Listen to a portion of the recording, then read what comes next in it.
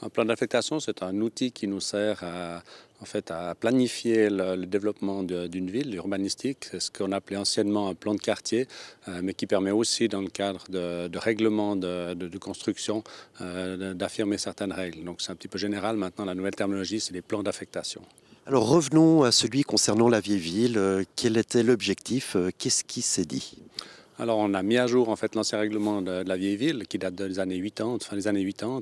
Et là, on dépose un plan d'affectation qui permet de gérer les droits constructibles et de donner les droits constructibles dans l'ensemble du périmètre de la vieille ville. Donc, on a certains périmètres qui sont déjà légalisés par des plans de quartier, mais on a tout le centre-ville qui est justement cette partie vieille ville qui, elle, a ce vieux règlement qu'on a remis à jour.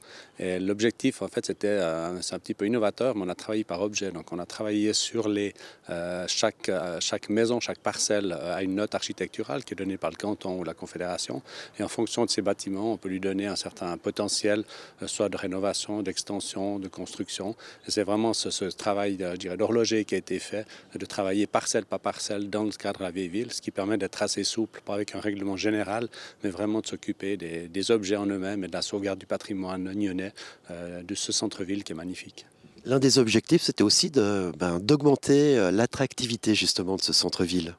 Oui, c'est un problème qu'on a un petit peu dans toutes les villes. Hein. C'est l'activation commerciale, c'est ces rez-de-chaussée commerciaux. Donc là, on a mis aussi en place un système qui nous permet, disons, de donner des orientations sur l'occupation des rez-de-chaussée par rapport à des commerces ou des activités en fait qui ont une activité avec des gens qui passent, avec des gens qui viennent, que ce soit des commerçants ou dans d'autres cadres, là, ça peut être du public, mais surtout que ce soit pas des vitrines froides, mais des lieux où les gens passent, où les gens viennent, pour justement donner cette vie à ce centre-ville. Alors justement, vous avez prononcé le mot vitrine froide. C'est extrêmement difficile pour la municipalité nyonnaise parce que vous êtes très peu propriétaire finalement de bâtiments au centre-ville. Par quel biais vous allez passer? Alors, dans ce règlement, enfin, dans ce plan d'affectation, on a défini l'utilisation des rez-de-chaussée en demandant que ça soit justement soit commercial, soit des activités publiques, mais où il y ait toujours du passage. Donc, on ne veut pas d'occupation tertiaire, que ça soit simplement des bureaux. Alors, les bureaux sont autorisés, mais au premier étage, mais pas dans les rez-de-chaussée. D'accord.